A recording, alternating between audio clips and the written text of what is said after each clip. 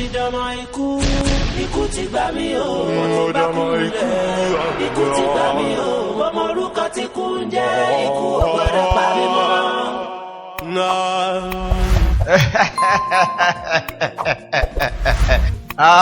Minya no sia. Amasi menya mo si olebo atola gbesia mo a. De ko no tutia no tade la pe ko. Nyama blemio. Esi mi le kpoma. Na nyi be mi do agbela fisia mi do agba osumi la fisia vo mi atro dogo. Aga itepe bubu. Nyeveli aja nya si o kata glonele a mi semena o. Mi se gomo mi o han nu te po la va vo mienya. Esi ne le mi akpon ya. Na de kemele si mi mate o on to le nya nyu de. Nous de kasi Jimmy le chokba. Yenye ben aglo plan ici la siwa nami. Yema. We aglo plan ici la siwa nami a zondo zireka. Anyo me kono mashallah ya nami. Esi me ba doje sibe. Nya te pe me de na bina me le nya pe do ya mo wa. Eye me chomo velia en diagbero do komo zireka me du na konto. Allo, mi to mi me le kpoma, Ela nyobe ma dami ne mondi ga ke mi jo ya pe me ne be bonti kpo kenbo. Mi bonti kpo nyire. Oh, jae yi se kwa la ima. Bonu mi ase. Mi jila nya le sinmo le ji ima. Aleba mi o ha mi no ndwa ba okene. Ni kana jibe yo so ko ya. Chwe.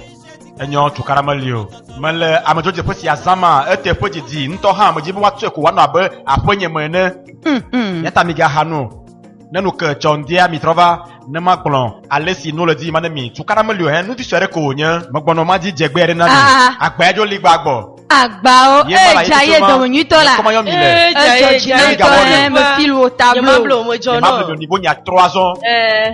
Eva mi jo nyvelia. Nanu ke chokwa mi trova magbono ma da tupani ni ma da ni mo to bisia. Magbono.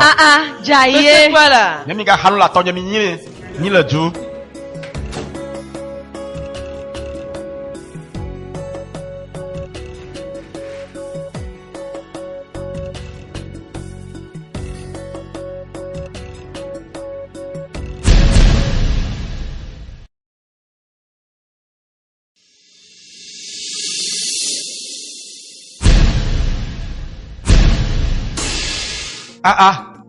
Bossa Gazia Malatova Oglonamba monsieur nous vend ma do poto han ho. Mane na jila dem le nyasime ka wa ma. Nye bena ye wonu vend. Ye la ho poto han. Jaye amere va glo wonyanam ka ke nyim podo yi no ye mayo. Ala ba mo nyembe kusie ne lula kwa. Edola nye ku tohere. Oglo na ba kuma do na zanamu. Nyembe fila ya oga mesu.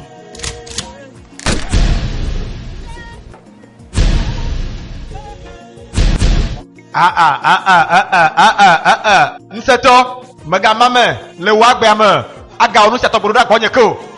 Amake flo menye ba pada kama wu na lowa, Elonto jokwa pe. Buta danye se ne wo. Amesi onya le ofru nenu ye. Magamame le wagbe maga datunko. Ne mo nyola gamame ya. Nusi ma chuklo amanya chona wo e gomere. Ne doji le gbesan le nye kesari ponkume ajaye. No problème nya ajaye. Ware. Akpaku blibo si o mo kwasio. Makablo. Nous sommes sur le nyanume. Nous sommes sur le nyadeji. Dogbe nyola kho nyade sial si ma gloire.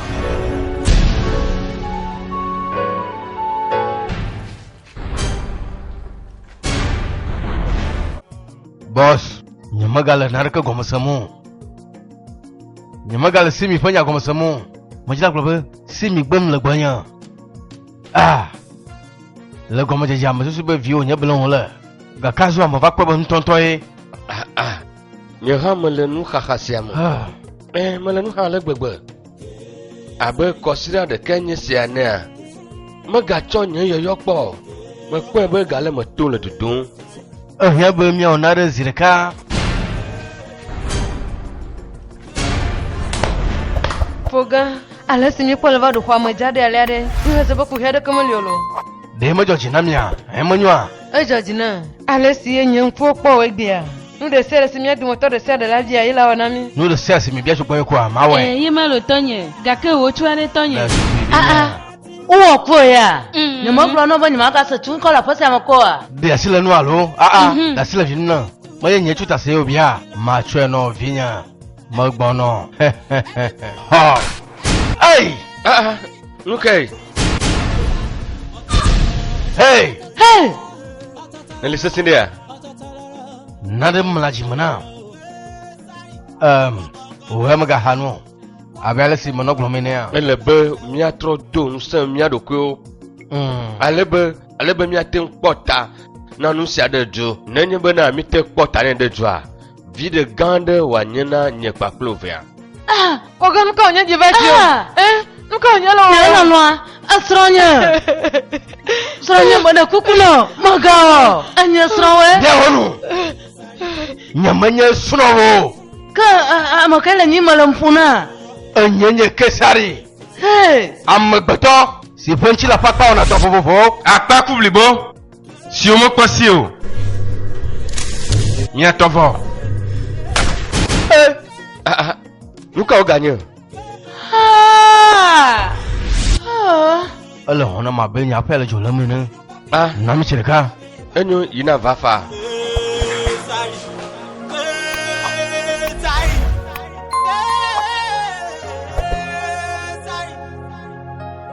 Kẹ̀mbẹ̀rẹ̀ bí ìjà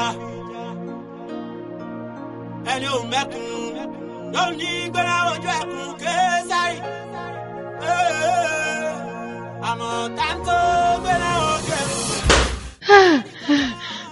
Non. Moi. Voilà.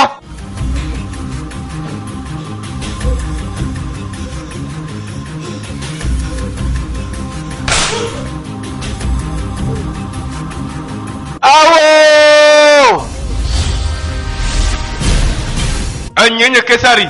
Me clan nyure. Kuren sila juchu mena wanu ne kwa koklema. Me gleno nyure bana ne le mama kwa la kwa mo chuno. Ka ke me jila seo. Me de le glena be ila wuma. Me kokpo na ke haro. Esi ya de bi opo bi eble onya. Kesari!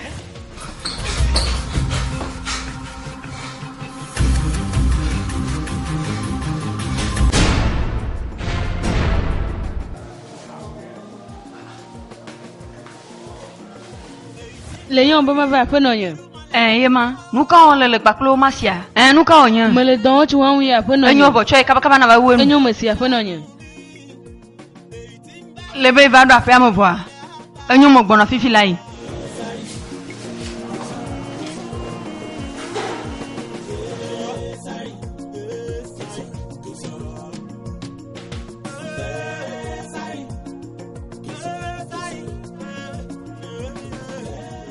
Alekele liro honya. Malini da. Enyo to George na bele va gbonya.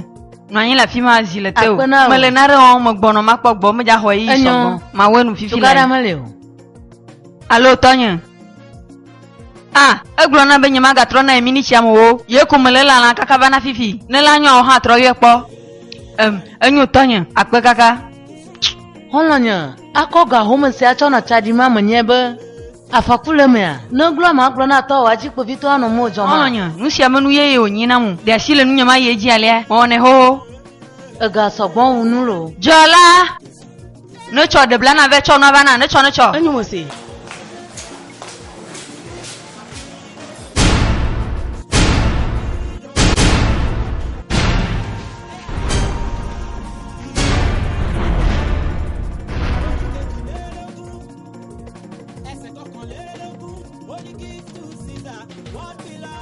Eh! Viens gba.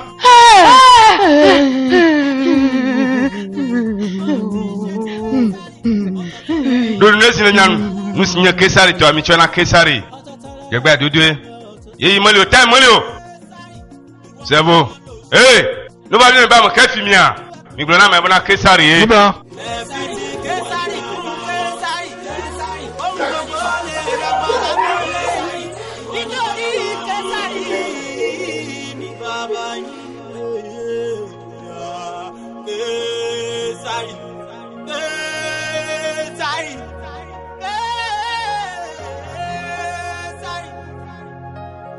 Kẹ̀mbẹ̀rẹ̀ bí ìjà ẹni ò mẹ́kun ló ní gbẹ́rẹ́ ojú ẹkùn Késárì.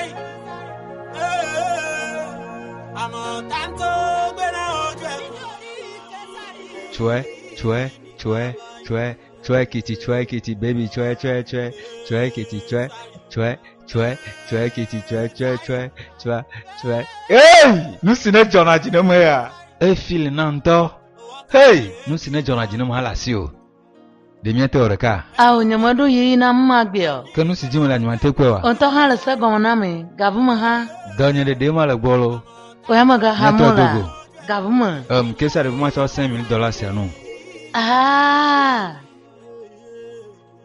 Akwena mi kakalo. Muso apo. Akwena mi. Anyo so ndaka. Mletuji. Etra banka da gali. Mana jukle da kakwele amadru jepya. Ene ni bana gaso kwa. Mayo mi le kapumoji miava. Da julu miaji lo. Da julu miaji zeka. Oto hala funame. Oto je mi mudra ndo habi jena mo. Ala mi mudra dari wo. Blema maliola. Konto. Nyomi bono ready dari. Kwa leba ni mate kwa rekawa. Ola gavuma ha. Donc kuna da kwena kasal nalo. Enyo. Oyama gamanyo. Chue baby chue baby chue.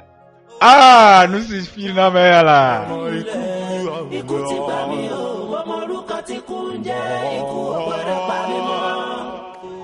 Sky. Ninyibe mese nyala yagomo tukaramolo magatin trogle no la si fa. Opération mamleto si emi ya. Mo bia chu gbobona. Ono cho jegbe katane na hlin. Le glona bona dollar ga million we ton. Yenye gasine le petiema. Kaka masi wana na nyana mi aglobona dollar ga million we ndrenye kakatan. Afika million mo famlare Sky. Le wesebe de kakonya masi ni hanga isia lo. Lo nu sia to wicha sie mo dugole janvier e mo klam yo katambona. Mi a dum to ke mo ga mission le ka lo no na ke le goni do ka fi ma gbobo. Kaka masi o. Sky, on va se bona on to ka na mission de. Mo nya mo chuchubo ni ma bi onya de ko. Le do peut ton lia Sky. Ah ouais akani. Le que le yon fila ido. Mo yo ba kani. Yombe Kesari. Wa bon mele du ko mu. America mo ga ren ko manu mu. Le stadia. Kesari la makagbo. Ne le dugwe le ni Kesari. Le nya gbonya kani le nya. Mo ga du ko du la gbonyolo. Alo mo ko nya kania. Ai ehun no pebia. Esime nya mo no agon le la moji no mo ma. Ti ton le no na to.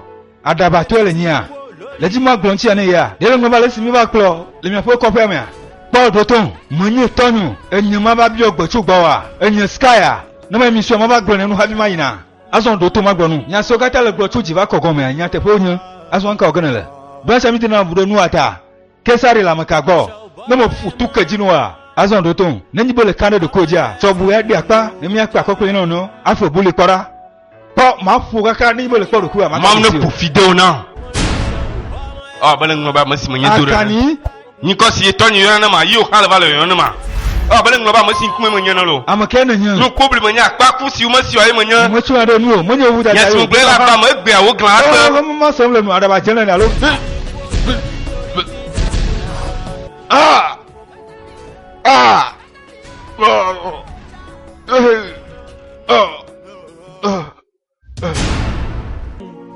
Èmi làkànní ọmọ kan tí kì í bẹ̀rù ìṣíwẹ́wẹ́ ẹja lálẹ́ odò. Èmi làgbára. Enyenye Kesari. Si o ga yana ba Kaisaro. Ẹ̀bọ̀rà bọ̀ láṣọ ẹ̀ mọ́ fojú di mi Késárì mo jẹ́. Nyelonwa, nuka tene le nuwa malia ha. Le dula no bonyi kaka zanla do la tianye. Arike. Nyemele afiare ke imu. Ek bia pon keke kata to monya. Ka ke mo dum vere gbo si o le ma ba ko fi lai. Enu le bebire na nto le segon ya. Mo de kufu gande no mo ga bijo. Ma tro gbo va le majijima. Nenyi be mo be pon ma gbo voa. Vovo mo ga do ma tro gbo va no la. Arinke. Bebe, mujila bio bana mnya dumutoka hela yo novia. Kudenu siye mada hafila gbuamu.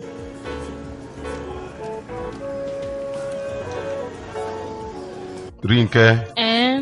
Ju homo. Awula mweji bibi ponya yola de mweji be. Mo bona ju homo.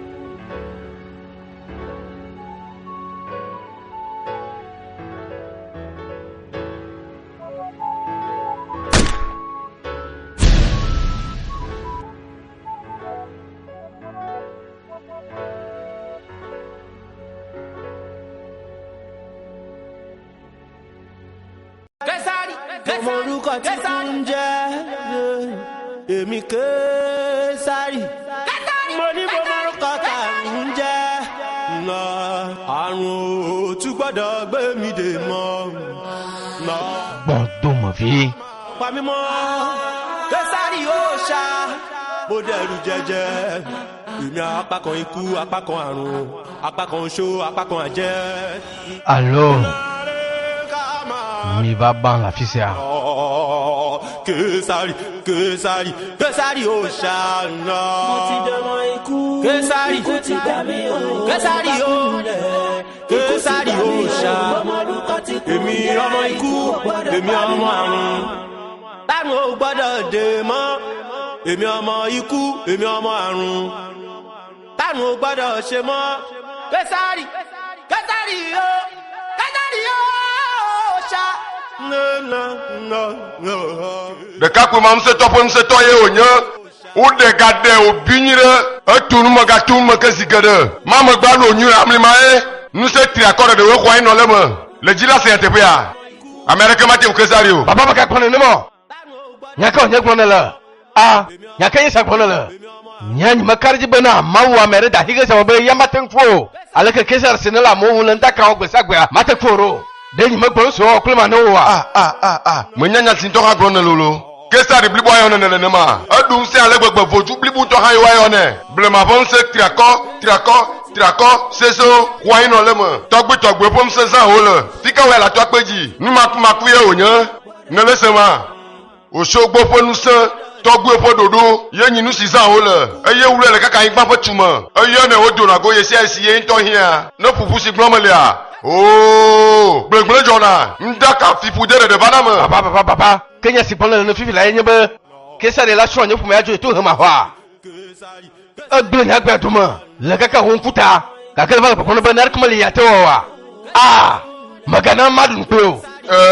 Ɖekakpui ma ɖu ŋusẽ eɖu ŋusẽ sɔgbɔ ŋutɔ ame aɖeke ma te ŋu kpe dzi o gake kuhɛ aɖeke meli si ye meɖo yiƒe ŋuɖuɖu o vɔa nye ma blo medza nɔ bɔbɔe ɖe kura o. Nu si miawɔe nye sia afɔ si miaɖia ya. Laro medzi be nanye bena nyalɔ mele bali ƒe kusi kpam eye na sky tɔ ya nu si ne dze ye ma wòkpɔ elabe amewo fiɔla ye wònye lexi ya le nya kusi ne wi menye nye vodada ye wònye o nye mewɔ naneke na ya hã meka dzi be le se me nu si mehiã fifi la ya yenye adzakpese ame eve siwo la va ɖɔli bali kpakple sky teƒe na mi eya ta medzi bena ladagba ke ɖe adzase ame eve nu siwo la wɔ dɔ kple mi ɖe la te wɔ nu sia na ma.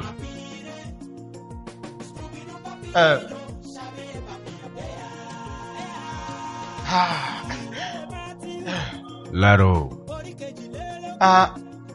mate wedzo gake menye be la te wedzo megadzi la gblɔ nya bubu aɖe hã na o le fifi mea medzi bena mianɔ azãme na wo keŋ gbɔ mimakpɔ operation aɖeke o nye ŋutɔ menya nu si ta ye. Adzɔni kasɔli le kalo alukoli ne satsi no ɖe kɔsu lekeleke nye le kɔtsi ne le fɛsu miametɔ mi va ɖe du ne miaɖu nye yɔyɔ nu na fifi la yi mi va miametɔ mi va fifi la yi ne ma dɔdɔ mi nukpekpe le dzia nukpekpe ƒu ne o gena xɔna ɖu tso na ɖu fifi la yi ne atɔ zu ŋutu vava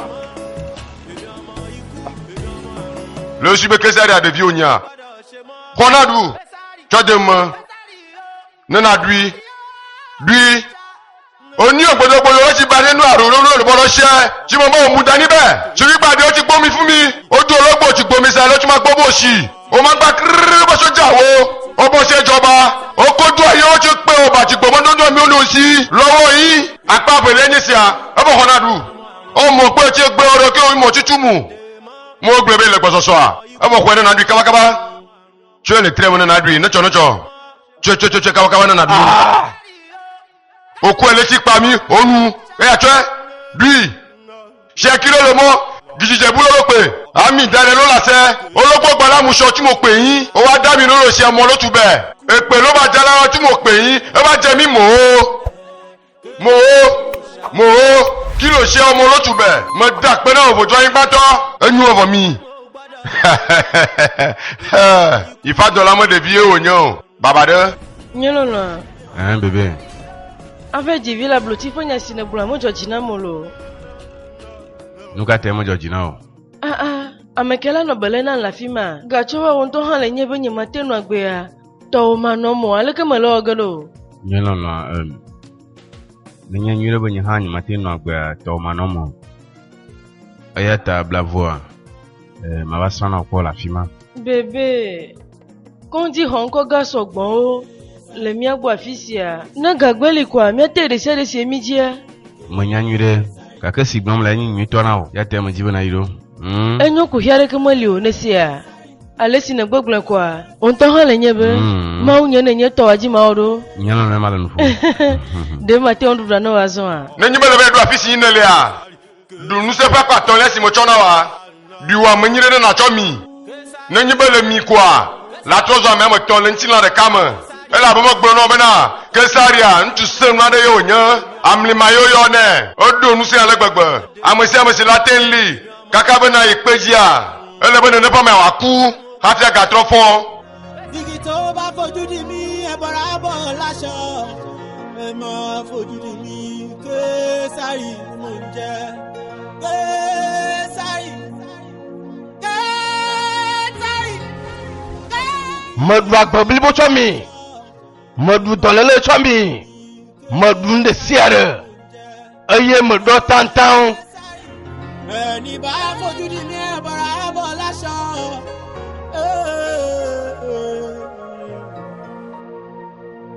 Ìbẹ̀rù ìṣirẹ́ lálẹ́ odò.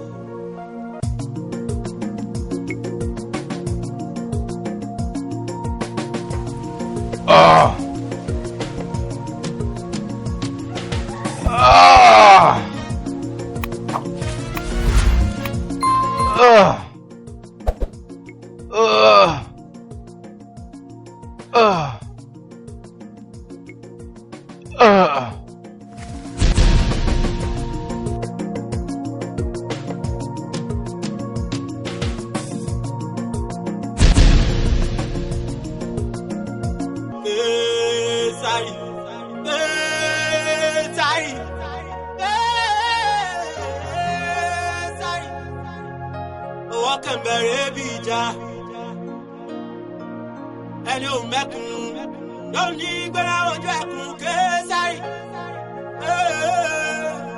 Àmọ́ táńtó gbẹ́rẹ́ ojú ẹkùn láìṣà o. Ìwé mímọ́ ìwé Mátíù orí kejìlélógún ẹsẹ̀ kọkànlélógún. Ó ní ká fi ti Kesari fún Kesari o. Amekeda toi.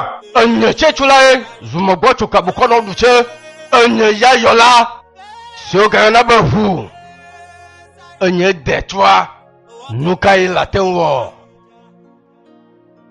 Le mama nu konto nyamablo le doji kaka va wame le nye Kesari papa mea enye pa me le va wa enye Kesari enu pobli yenchi na ponu odu no mo vovo gbogbo ko egun na no fe gbogbo to mo ena ma kan o chi la papa mo la gbolo no to mo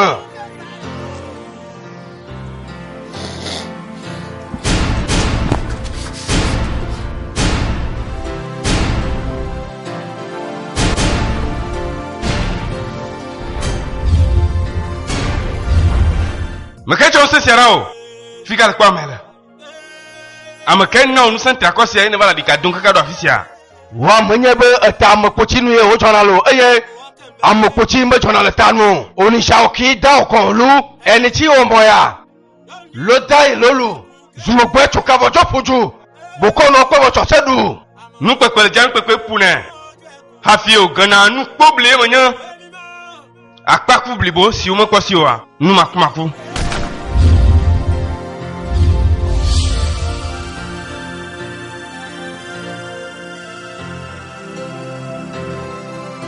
Aṣọ òbọ̀ ọmọ ẹ mọ́ ọmọ ẹ ti rìn owó ọjà yéyé mo láṣọ òbọ̀ ọmọ ẹ ọmọ yẹn ti rìn owó ọjà. Nka onyejo. Amagakwe.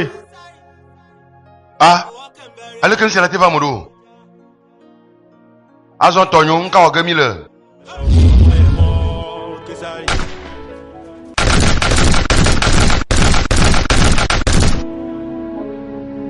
Ẹnìkan ò dáyé títí.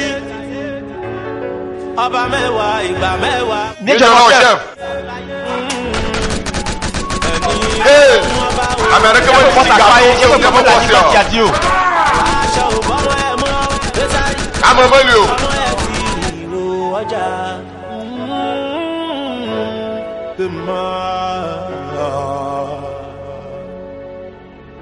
Aṣọ ò bọ́mọ ẹ mọ́. Ọmọ ẹ ti ìrò ọjà. Yéyé. Mo láṣọ ò bọ́mọ ẹ mọ́. Késárì. Ọmọ ẹ ti ìrò ọjà. Etí ti kú lórí orí ti dàpọ̀lá.